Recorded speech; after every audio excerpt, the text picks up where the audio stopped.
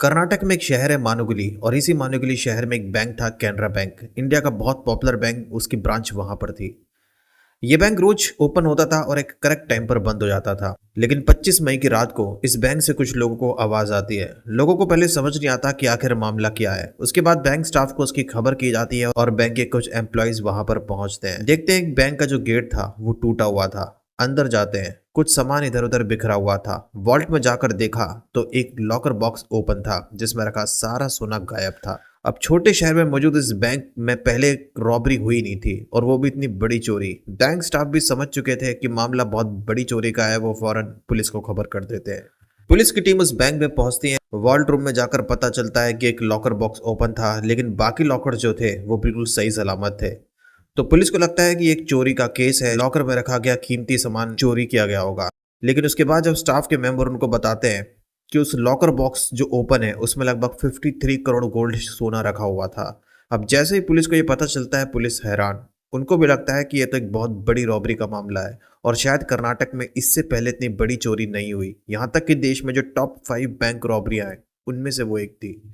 अब जल्द से जल्द इन्वेस्टिगेशन बड़े पैमाने पर स्टार्ट की गई। मीडिया में भी न्यूज़ ऑलरेडी स्टार्ट हो चुकी थी। कई लोगों को पता चल गया कि कर्नाटक में बहुत बड़ी गोल्ड रॉबरी हुई है। अब तुरंत पुलिस डिपार्टमेंट की तरफ से अलग अलग टीम बनाई जाती है। उन टीम को अलग अलग वर्क दिया गया। एक टीम का काम था उस बैंक के इलाके में जितने भी सीसीटीवी फुटेज थे उनको चेक करने का।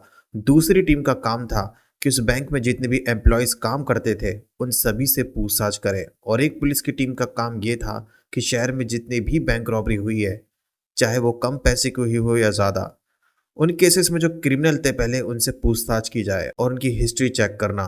उस वक्त वो लोग कहाँ पर मौजूद थे जब ये चोरी की गई थी। यहाँ तक कि उस इलाके में जितने भी टावर थे उन टावर कंपनी में जाकर भी पूछताछ की गई कि उस टाइम को सस्पिशियस कॉल तो नहीं किया गया था। अब इतनी मेहनत की जा रही थी इन रॉबर्ट्स को ढूंढने के लिए। लोगों को भी उम्मीद थी कि शायद इन चोरों के ठिकाने का पता चलेगा। लेकिन इसी दौरान इन्वेस्टिगेशन के टाइम पुलिस को एक बात पता चलती है कि इस बैंक में जितने भी सीसीटीवी कैमरे थे उन सभी के वायर्स कटे हुए थे और उन सीसीटीवी कैमरे का जो डाटा था वो गायब था। यानी कि चोरों को पता था पहले से ही बैंक में कहाँ कहाँ सीसीटीवी कैमरा है और उनको डीएक्टिवेट कैसे करना है। अब पुलिस को लगा कि चलो बैंक के अंदर तो सीसीटीवी कैमरा डाटा नहीं है, लेकिन उस इलाके में और भी जगह पर सीसीटीवी कैमरे मौजूद हैं तो उनको चेक किया जा सकता है। हो सकता है कि कुछ पता चल जाए। वहीं पर इस केस में कॉल डिटेल्स को भी चेक किया गया कि 25 मई की रात को उस इलाके में कोई भी सस्पिशियस कॉल किया गया था या नहीं, लेकिन पुलिस को उससे भी कोई सुराग नहीं मिला। और अब तक मीडिया में भी ये न्यूज़ पॉपुलर हो जाती है। मामला 53 करोड़ गोल्ड हाइस का था। ऑर्डर मिल चुका था कि जल्द से जल्द इस केस को सॉल्व किया जाए, क्योंकि इस केस में जितनी देरी होगी चोरों को प्लानिंग बनाने का और टाइम मिलेगा और शायद उनको ढूंढना और ज़्यादा मुश्किल हो जाएगा। इसी दौरान पुलिस की टीम एक बात नोटिस करती है। पुलिस को पता चलता है कि उस बैंक से कुछ ही कदम की दूरी पर एक पार्किंग एरिया था और उस पार्किंग एरिया में गाड़ी पार्क थी। पहले पुलिस ने जब उस एरिया के सीसीटीवी फुटेज को चेक किया तब पुलिस को पता चला कि इस बैंक में चोरी होने से लगभग 2 घंटे पहले वो गाड़ी उस बैंक के बाहर मौजूद थी और कुछ ही सेकंड में वहां से चली जाती है। उसके बाद जब बैंक में चोरी हुई तो उस चोरी के टाइमिंग के बाद भी लगभग 2 घंटे बाद वो गाड़ी दोबारा वहां पहुंची थी, जब वहां पर कुछ और लोग मौजूद थे। तो पुलिस की थ्योरी के अकॉर्डिंग उस गाड़ी में जो लोग मौजूद थे वो उस बैंक रॉबरी में शामिल थे, क्योंकि ज्यादातर क्रिमिनल क्राइम सीन पर दोबारा लौटकर जरूर जाता है ये चेक करने के लिए कि क्या कोई इनसे गलती तो नहीं हुई और लोगों को पता तो नहीं चला वहां पर पुलिस की टीम है या फिर नहीं। और ऐसा कई मर्डर केसेस और बाकी क्रिमिनल केसेस में हो चुका है जब क्रिमिनल बाद में एक बार क्राइम सीन पर जरूर जाता है। अब पुलिस सीसीटीवी फुटेज को जूम करके गाड़ी का नंबर पता लगाने की कोशिश करती है और गाड़ी का नंबर पता चलने के बाद उसे डिपार्टमेंट भेजा जाता है तो पता चलता है कि विजय कुमार शख्स के नाम पर रजिस्टर्ड थी। तो उस गाड़ी का मालिक था विजय कुमार। तो पुलिस को लगता है कि चलो अब उसको ढूंढने का काम किया जाए। लेकिन तभी पुलिस को एक खबर मिलती है कि ये जो विजय कुमार था वो उसी कैनरा बैंक का मैनेजर था। लगभग 17-18 दिन पहले वो उस बैंक का मैनेजर था, लेकिन उसके बाद उसका ट्रांसफर शहर के किसी और बैंक हो गया। अब पुलिस को यहाँ से शक होता है कि एक बैंक मैनेजर जिसका ट्रांसफर ऑलरेडी किसी और बैंक में हुआ है तो वो पुराने बैंक में चक्कर क्यों काट रहा है, वो भी उस टाइम जब रात में उस बैंक में चोरी की गई हो। ये भी नहीं कि दिन का टाइम था और वो बैंक में किसी से मिलने गया था। और चोरी होने से 2 घंटे पहले और लगभग 3 घंटे बाद वो उस एरिया में 2 चक्कर काटे। पुलिस को लगा कुछ गड़बड़ है। अब पुलिस ने पता लगाया कि ये विजय कुमार है कहाँ पर। उसको ढूंढकर पुलिस कस्टडी में भेजा जाता है और फिर उससे पूछताछ होती है। विजय कुमार कोई पेशेवर क्रिमिनल था नहीं। कुछ ही देर की पूछताछ के बाद वो टूट जाता है और बताता है कि हाँ वो उस बैंक रॉबरी में शामिल है। वो दो लोगों के नाम और लेता है, एक का नाम चंद्रशेखर और दूसरे का नाम था सुनील, जो पहले उस बैंक में एम्प्लॉय थे, लेकिन बाद में उन्होंने जॉब छोड़ दी और वो प्रॉपर्टी डीलिंग का काम करने लग गया। वो काम उसका सही चल रहा था और उस प्रॉपर्टी डीलिंग के बिजनेस से वो सही पैसे कमा रहा था, और अब उसका यही था कि वो प्रॉपर्टी डीलिंग का ही काम करेगा और बैंक में काम नहीं करेगा। अब तीनों से पूछताछ के दौरान पुलिस की टीम उनकी बताई हुई जगह पर पहुंचती है। वहां पर पुलिस को लगभग 10.5 किलो का सोना बरामद होता है, जिसकी कीमत थी 11 करोड़ रुपए। लेकिन बैंक से जो सोना चोरी किया गया था उसकी कीमत टोटल 53 करोड़ थी, और अभी जितना सोना पुलिस को मिला था वो 11 करोड़ का था। लेकिन अब इस केस में ये पता चला कि उन्होंने इस बैंक रॉबरी की प्लानिंग कैसे की, और एक बार जिसके लिए पुलिस और बाकी लोग भी हैरान थे कि बैंक के वॉल्ट रूम में उन लोगों ने वहां पर गुड़िया क्यों छोड़ी थी। तो विजय कुमार ने बताया कि वो बहुत टाइम से उस कैनरा बैंक में बतौर ब्रांच मैनेजर काम कर रहा था, और उस इलाके के जो लोग थे उन लोगों के बैंक में कैश और कई कीमती जेवर रखा गया था, और उनमें से ज्यादातर सोने के जेवर होते थे, क्योंकि इतने टाइम तक वहां पर वो मैनेजर था तो उसको पता था कि वॉल्ट रूम में कौन से लॉकर में कितना सोना मौजूद है, और पूरा हिसाब किताब करके उसने रख रखा था। तो विजय कुमार ने एक प्लानिंग बनाई कि वो जिस बैंक में काम करता है उसी बैंक में चोरी की जाए, और इत्तेफाक से प्लान के अकॉर्डिंग उस वॉल्ट रूम के अंदर उन्होंने उसी लॉकर बॉक्स को ओपन किया था जो ज्यादा बड़ा था और उसके अंदर सबसे ज्यादा गोल्ड रखा हुआ था, और बाकी के जो लॉकर बॉक्स थे उन्होंने इसको टच भी नहीं किया। तो विजय कुमार और उसके दोस्तों ने इस बैंक रॉबरी की प्लानिंग की फरवरी साल 2025 में, लेकिन उसे मालूम था कि उस टाइम वो बैंक में मैनेजर के तौर पे काम करता है और कुछ टाइम के बाद उसका ट्रांसफर भी होने वाला था। इसी वजह से उसने सोचा कि वो बैंक में तब चोरी करेगा जब उसका ट्रांसफर किसी और बैंक में हो जाएगा, ताकि बाद में पुलिस की टीम उससे ज्यादा पूछताछ ना करे, उस पर शक ना हो ज्यादा, क्योंकि सबसे पहले पुलिस की टीम उससे पूछताछ करती है जो उस बैंक में एम्प्लॉयज हो, वहां के मैनेजर हो। तो बैंक को लूटने से पहले उसने इंतजार किया। मार्च के महीने में उसे पता चलता है कि उसका ट्रांसफर की डेट डिसाइड हो चुकी है। उसके बाद लेटर भी आ चुका था। उसके अकॉर्डिंग 9 मई को उसका ट्रांसफर उसी मानागुली शहर में किसी दूसरे बैंक में होने वाला था, और उसी दिन उसको ड्यूटी ज्वाइन करनी थी। उसके बाद उसने दो दोस्तों को बुलाया और प्लान के अकॉर्डिंग उनको बताया कि 9 मई का उसका ट्रांसफर होना है और 8 मई उसका लास्ट दिन है उस बैंक में। तो बस उनको कुछ ही दिन के बाद बैंक में चोरी करनी है। सबसे पहले विजय कुमार ने काम किया कि बैंक के वॉल्ट रूम में किस लॉकर बॉक्स में सबसे ज्यादा गोल्ड रखा हुआ है, उसने इस लॉकर बॉक्स की डुप्लीकेट चाबी बनवा ली। उसके बाद उसने इस डुप्लीकेट चाबी से उस लॉकर बॉक्स को ओपन करने की कोशिश की, और वो लॉकर बॉक्स ओपन हो गया, यानी कि वो चाबी सही काम कर रही थी। और उसके बाद उसने उन चाबी को अपने दो दोस्तों को दे दिया।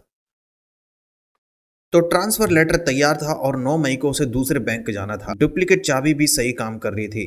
ऑलरेडी वो वहां का बैंक का मैनेजर था, तो बैंक की सभी जानकारी उसे थी। बैंक में कहाँ कहाँ सीसीटीवी कैमरा है, उनकी वायरिंग कहाँ कहाँ पर है, बैंक के अंदर लाइट्स को कहाँ से ऑन ऑफ किया जाता है, और वहां का सिक्योरिटी सिस्टम कैसे काम करता है, सब उसे पता था।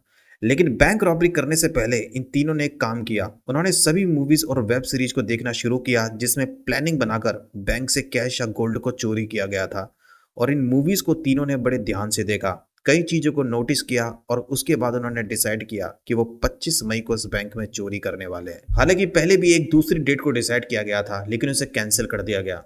लेकिन क्योंकि इनको पता था कि वो बैंक में बहुत ज्यादा सोना चुराने वाले हैं, और इतने किलो का सोना वो बैंक से चुराएंगे, और जब उस बैंक से वो बाहर निकलेंगे तो जल्द से जल्द उन्हें सोने को किसी और जगह ले जाना होगा, तो किसी गाड़ी का इस्तेमाल जरूरी था। वो जानते थे कि पुलिस की टीम गाड़ी के नंबर से किसी भी क्रिमिनल तक पहुंच सकती है। तो सबसे पहले इन्होंने एक आइडिया सोचा। उन्होंने गोल्ड को रखने के लिए एक ट्रक हायर किया और उस ट्रक में दो बाइक रख दी, ताकि बैंक से गोल्ड चोरी करने के बाद वो सारा सोना उस ट्रक में रख दें, और कुछ देर तक ट्रक में चलने के बाद वो उस इलाके से बाहर निकल जाएंगे, और फिर वो उस ट्रक से दो बाइक को निकालेंगे और उसमें बैठेंगे और वहां से घर निकल जाएंगे। अब ये तीनों 25 मई की रात को उस बैंक में पहुंचते हैं। बैंक के अंदर दाखिल होने के बाद सीसीटीवी कैमरे के जितने वायर थे उनको काट देते हैं, कैमरे को डीएक्टिवेट किया जाता है। उसके बाद वॉल्ट रूम का दरवाजा तोड़ते हैं, और अंदर जो लॉकर बॉक्स थे उनके पास उनकी डुप्लीकेट चाबी पहले से ही थी। बैंक मैनेजर को पता था कि किस लॉकर बॉक्स में सबसे ज्यादा गोल्ड रखा हुआ है। उस लॉकर बॉक्स को उस डुप्लीकेट चाबी से वो ओपन करते हैं। उसके बाद वो तीनों उस लॉकर बॉक्स में रखे गोल्ड को बाहर निकालना शुरू करते हैं। वहां से सारा गोल्ड बाहर निकालने के बाद बैंक से बाहर निकलने से पहले उन्होंने इस वॉल्ट रूम में एक गुड़िया छोड़ दी, एक ब्लैक कलर की गुड़िया जिस पर हल्दी और कुछ कलर लगाया गया था। तो बैंक रॉबरी के लिए इन्होंने इतनी प्लानिंग की थी। ब्रांच मैनेजर विजय कुमार को काफी एक्सपीरियंस था। उसे पता था कि बैंक की प्रक्रिया क्या होती है, सीसीटीवी कैमरे कहाँ पर है, वॉल्ट रूम के किस बॉक्स में सबसे ज्यादा सोना रखा हुआ है। और इन तीनों ने रॉबरी की प्लानिंग बनाने के लिए इतनी मूवीज और वेब सीरीज देखी थी, तो प्लानिंग उन्होंने बहुत अच्छी बनाई थी, लेकिन एक गलती कर दी। बाद में जब विजय कुमार से पूछा गया कि आखिर वो अपनी गाड़ी, जिस गाड़ी पर नंबर प्लेट था, वो रॉबरी करने के 3 घंटे बाद बैंक के एरिया में क्यों घूम रहा था। एक वक्त तो गाड़ी उसी बैंक के बाहर रोड पर मौजूद थी, जो सीसीटीवी कैमरे से पता लग रहा था। विजय कुमार ने बताया कि रॉबरी करने से 2 घंटे पहले वो उस बैंक के एरिया में गया था कि सब कुछ सही है, बैंक बंद हो चुका है, ज्यादा लोग वहां पर है या नहीं, ताकि वो दोनों साथी को बताए कि हाँ अब बैंक में चोरी करनी है। लेकिन रॉबरी करने के बाद दोबारा वो वहां पर गया, यही उसने गलती कर दी। ये पता करने गया था कि पुलिस की टीम वहां पहुंची है या नहीं, आखिर चल क्या रहा है, बाकी लोगों को पता तो नहीं चल गया कि बैंक में चोरी हुई है। तो रात का अंधेरा था, उसको लगा कि शायद वो कैमरे में दिखाई नहीं देगा, लेकिन ऐसा होता नहीं है और गलती से उसकी गाड़ी कैमरे में कैद हो जाती है। लेकिन एक सवाल जो अभी भी बाकी था, पुलिस की टीम उससे पूछती है कि आखिर बैंक के वॉल्ट रूम में सारा सोना चुराने के बाद आखिर उस वॉल्ट रूम में उन्होंने गुड़िया छोड़कर वहां से क्यों गए, जिस पर हल्दी और कलर्स लगे हुए थे। वो बताते हैं कि जब उन्होंने पहले की कुछ बैंक रॉबरी की स्टडी की जो इंडिया में हो चुकी थी, तब उन्हें पता चला कि केरल और तमिलनाडु के कई बैंक में पहले जो रॉबरी हुई थी उसमें रॉबरी गैंग ने बैंक के अंदर वैसे ही गुड़िया वो छोड़कर गए थे, क्योंकि वो लोग तंत्र मंत्र भूत प्रेत में विश्वास रखते थे और बैंक के अंदर जगह जगह पर उन्होंने सिंदूर और हल्दी भी बिखेर रखी थी। उनका ऐसा मानना था कि इससे पुलिस की टीम उन तक कभी नहीं पहुंच पाएगी और उन्हें कभी पता नहीं चलेगा कि वो कहां पर है। हालांकि उस केस में कुछ टाइम के बाद सभी चोर पकड़े जाते हैं। तो उस बैंक के मैनेजर विजय कुमार ने वॉल्ट रूम के अंदर वही गुड़िया छोड़ दी ताकि वो पुलिस की टीम को उलझा सके। और जब इस केस की इन्वेस्टिगेशन की जाए तो स्टार्टिंग का टाइम बहुत इंपॉर्टेंट होता है और पुलिस को यही लगे कि बैंक रॉबरी के पीछे तमिल या केरल की क्रिमिनल गैंग का हाथ है, उन्होंने इस बैंक रॉबरी को अंजाम दिया है। तो पुलिस की टीम को गुमराह करने के लिए उसने वो गुड़िया बैंक के अंदर छोड़ी थी ताकि पुलिस को स्टार्टिंग में ब्लैक मैजिक की वजह से उलझाया जा सके। कहीं इस बैंक रॉबरी में केरल और तमिलनाडु की क्रिमिनल गैंग का तो हाथ नहीं है, क्योंकि उनको पता था कि पहला ऐसा एक बार तमिलनाडु और केरल में हो चुका है। और स्टार्टिंग में पुलिस की टीम ने वहां पर कॉल भी किया था, लेकिन बाद में उनको अंदाजा हो जाता है कि उनको गुमराह करने के लिए ही ये किया जा रहा है और शायद कोई और है जिसने बैंक रॉबरी की है। तो उन तीनों ने प्लानिंग काफी अच्छी बनाई और वो अपने बनाए हुए प्लान के अकॉर्डिंग सही टाइम पर बैंक से चोरी करने में सक्सेस भी हो गए और वहां से निकल गए। लेकिन एक गलती, चोरी करने के 3 घंटे के बाद विजय कुमार गाड़ी लेकर उस एरिया में पहुंच गया और सीसीटीवी कैमरे में उसकी गाड़ी का नंबर पुलिस को पता चल गया, जिससे पुलिस उस तक पहुंच गई और वो अरेस्ट हो गया। वरना केस कितने और दिन तक चलता किसी को पता नहीं। लेकिन इस केस में 53 करोड़ में से सिर्फ 11 करोड़ सोना ही अभी बरामद हुआ है और बाकी 42 करोड़ का जो गोल्ड है वो अभी मिला नहीं है। पुलिस अभी भी इस केस में कोशिश कर रही है और उनकी बताई हुई जगह के अकॉर्डिंग गोल्ड को ढूंढा जा रहा है और उम्मीद है कि कर्नाटक पुलिस जल्द से जल्द बाकी गोल्ड को बरामद कर लेगी।